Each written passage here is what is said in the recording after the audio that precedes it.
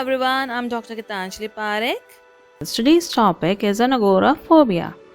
Agoraphobia, as we have been talking about, it's a type of one of the anxiety disorders. So the term agoraphobia is derived from the two Greek words, that is agora and phobos. Agora means marketplace and phobos meaning fear. So agoraphobia is the fear of marketplace. The term agoraphobia was coined in 1871 to describe the condition of patients who were afraid to venture out alone into the public places. So agoraphobia refers to a fear of or anxiety regarding places from which escape might be difficult. It can be the most disabling of the phobias because it can significantly interfere with a person's ability to function in work and or social situations, that is outside the home. So agoraphobia is an example of irrational fear of situations. It is the commonest type of phobias encountered in clinical practice.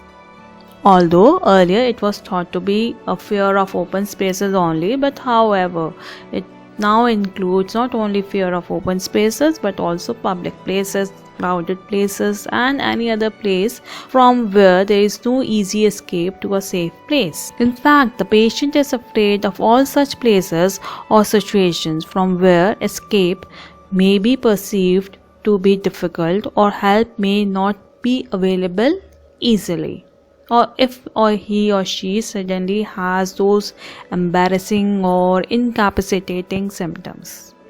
These incapacitating or embarrassing symptoms are the classical symptoms of the panic disorder. They are mostly the symptoms of panic disorders which occur during this situations, these places. So agoraphobia may occur with full-blown panic attack, that is agoraphobia with panic disorder, or only a few symptoms like dizziness or tachycardia, that is your faster heartbeat, and is referred to as agoraphobia without panic disorder. Now, talking about the epidemiology, every year approximately 1.7% of adolescents and adults have a diagnosis of agoraphobia. Females are twice as likely as males to experience agoraphobia. Agoraphobia may occur in childhood, but incidences peaks in late adolescence and early adulthood. 12-month prevalence in individuals older than 65 years is 0.4%. Prevalence rates do not appear to vary systematically across cultural, racial, and groups. So it is not specified to certain age groups, or you can say regarding a cultural or racial groups. It does means it's you can find it everywhere. Now, as a part of diagnosis and clinical features, we definitely would like to suggest DSM-5, that is a Diagnostic and Statistical Manual, 5th edition. Now, according to the criteria, that is the marked fear or anxiety about two or more of the following 5 situations, that is using public transportations, which can be automobiles, buses, trains, ships, planes, etc. Being in open spaces, example parking lots, marketplaces, bridges, etc. Being in enclosed spaces like shops, theaters, cinemas. Standing in line or being in a crowd. Being outside of the home alone. So if in any of these two situations the person feels anxious or desperate, then definitely it could be a mark of agoraphobia. B. The individual fears or avoids these situations because of thoughts that escape might be difficult or help might not be available in the event of developing panic-like symptoms or other incapacitating or embarrassing symptoms. Example, fear of falling in the elderly, fear of inconsistency. Fine. So, in case there's a fallout, the people get anxious, so the help might not be possible. So B symptom is thus. Then according to the 6th criteria, that is the agoraphobic situation almost always provoke fear or anxiety. So if one is thinking about it or there is a situation like it, then the person feels anxious because of that. D. The agoraphobic situations are actively avoided, require the presence of a companion or an endured and with intense fear or anxiety. So they require always someone to be there with them in case some situation arises. E. The fear or anxiety is out of proportion to the actual danger posed by the agoraphobic situations and to the socio-cultural context. F. The fear, anxiety or avoidance is persistent, typically lasting for 6 months or more. So if it is more than 6 months, definitely it could be agoraphobia. The fear, anxiety or avoidance causes clinically significant distress or impairment in social, occupational or other important areas of functioning. H. If other medical conditions, example inflammatory bowel syndrome, Parkinson's disease is present, the fear, anxiety or avoidance is clearly excessive. I. The fear, anxiety or avoidance is not better explained by the symptoms of another mental disorder, or for example the symptoms are not confined to specific phobia or situational type, do not involve any social situation as in social anxiety disorder, and are not related excessively to obsession as in obsessive compulsive disorder. Perceived defects or flaws in physical appearances as in body dysmorphic disorder, reminders of traumatic events as in post-traumatic disorder, or fear of separation as in separation anxiety disorder. Fine. So as I have told you, so if these it is not particular in particular situation, or it is not obsessive in nature, or it is not related to your body type or some past experiences, then or fear of separation, then it is, if it is not related to all these things, then it is definitely agoraphobia. Agoraphobia is diagnosed irrespective of the presence of panic disorder. If a person's or individual's presentation meets criteria for panic disorder and agoraphobia, both diagnoses should be assigned. It is not that it could be either a panic disorder or agoraphobia, it could be both also. If there meets the conditions for both, then the both conditions are being put forward. Now, regarding the development and course, the majority of individuals with panic disorder show signs of anxiety and agoraphobia before the onset of panic disorder. In 2/3 of all cases of agoraphobia, initial onset is before age of 35. There is a substantial incident risk in late adolescence and early adulthood, with indication for a second high incidence risk phase after age 40 years. First onset in childhood was very rare. The overall mean age at onset for agoraphobia is 17 years, although the age of onset without preceding panic attacks or panic disorder is 25 to 29 years. The course of agoraphobia is typically persistent and chronic. Complete remission is rare, that is only just 10%, unless the agoraphobia is treated. With more severe agoraphobia, rates of full remission decrease, whereas rates of relapse and chronicity increases. Now let's talk about the risk and prognostic factors. So there are various risk and prognostic factors which lead to these agoraphobic situations. The first is your temperamental, behavioral inhibition and neurotic disposition, that is your negative affectivity, neuroticism and anxiety sensitivity are closely associated with agoraphobia, but are relevant to most anxiety disorders, that is phobic disorders, panic disorders, generalized anxiety disorder. Anxiety sensitivity, and that is a disposition to believe the symptoms of anxiety are harmful, is also a characteristic of individuals with agoraphobia. Second we have is the environmental factors. Environmentals may we have is negative events in childhood. Example, you can have a separation, death of a parent, or other stressful life events such as being attacked or mugged are associated with the onset of agoraphobia. Furthermore, individuals with agoraphobia describe the family climate and child rearing behavior as being characterized by reduced warmth and increased overprotection. So it is either a reduced warmth and it is overprotection. Then we are third factors as genetic and physiological. Heritability of agoraphobia is 61%. So one of the various phobias, agoraphobia has the strongest and most specific associations with the genetic factors that represents proneness to phobias. As far as the comorbidity is concerned, the majority of individuals with agoraphobia also have other mental disorders. The most frequent additional diagnoses are other anxiety disorders, example specific phobias, panic disorders, and social anxiety disorder.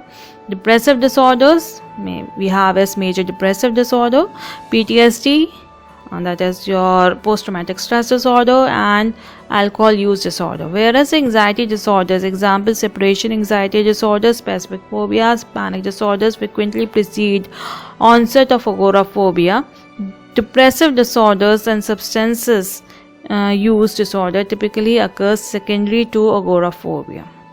Now we go on to the treatment part. So there are two different types of therapies available for agoraphobic treatment, and the first is the pharmacotherapy, and pharmacotherapy includes treatments using benzodiazepines, SSRIs, and tri- and tetracyclic drugs.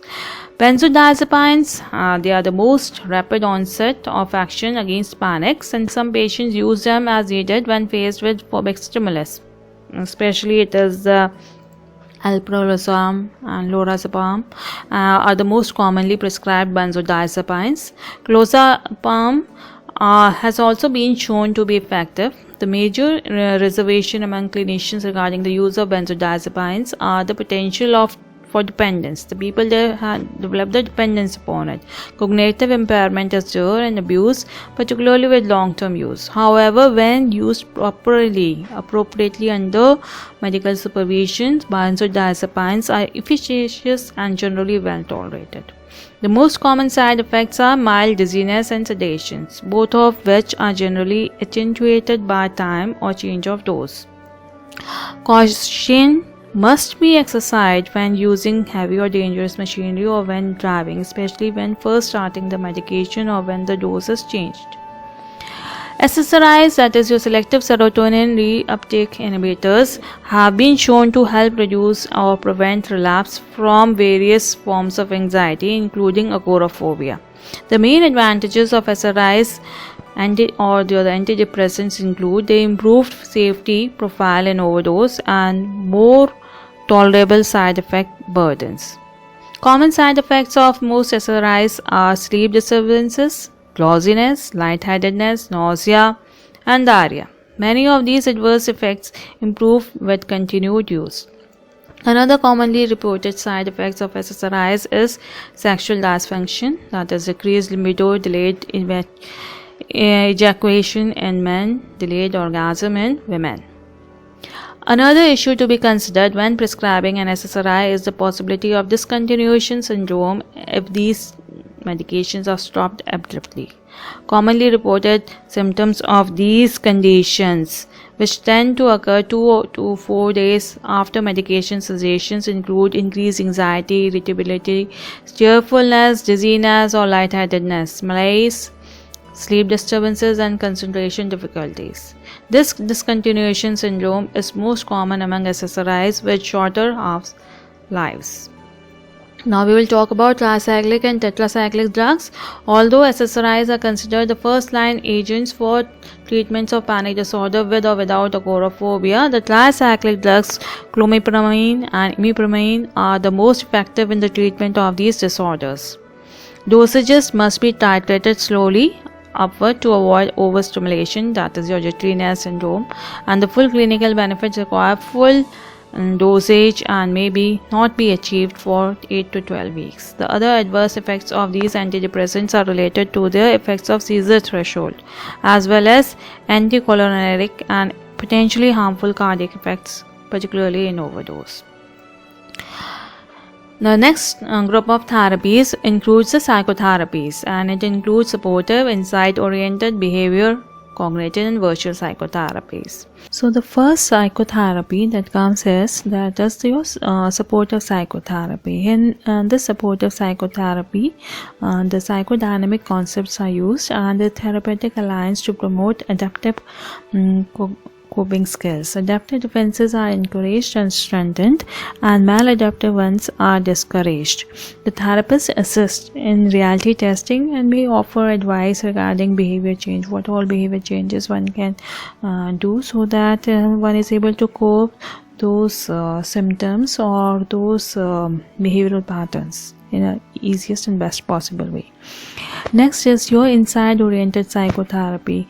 So in insight oriented psychotherapy, the goal is to increase the development of patients' insight into the psychological conflicts that, if unresolved, can manifest as symptomatic behavior. So it's sometimes because there are some unresolved issues which can lead to such and such behavior during such and such conditions. So for that purpose, the insight oriented psychotherapy is used, where the patient's insight is developed and why this behavior results. Then there is behavior therapy. In behavior therapy, the basic assumption is that change can occur without development of psychological insight into underlying causes. So here the person is, it's not always necessary that you should have an insight before behavior therapy based on this assumption. If you just change your behavior also, then also you can have this. Now for that there are various techniques like positive and negative reinforcement, or like in some cases you are positively being rewarded for your good behavior and negatively for your negative responses. Then there is systematic desensitization. The hierarchy is being prepared and accordingly. So the flooding is there, graded exposure response prevention is there, various relaxation techniques are there, panic control therapy is being taught, self-monitoring is there, and hypnosis. Lastly, we will be discussing all these therapies in detail in future. For timing, we will just take this much shortly. Cognitive therapy. Now this is based on the premise that the maladaptive behavior is secondary to distortion in how people perceive themselves and in how others perceives them. It is not only how I perceive myself, but how others perceive myself. Treatment is in short term and interactive, with assigned homework and tasks to be performed between sessions that focus on correcting distorted assumptions and cognitions. The emphasis is on confronting and examining situations that elicit interpersonal anxiety and associated mild depression.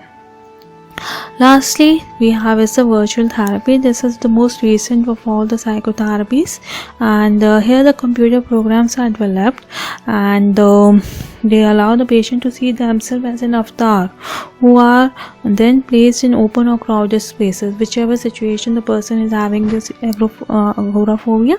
So in that situation, that avatar is being placed, and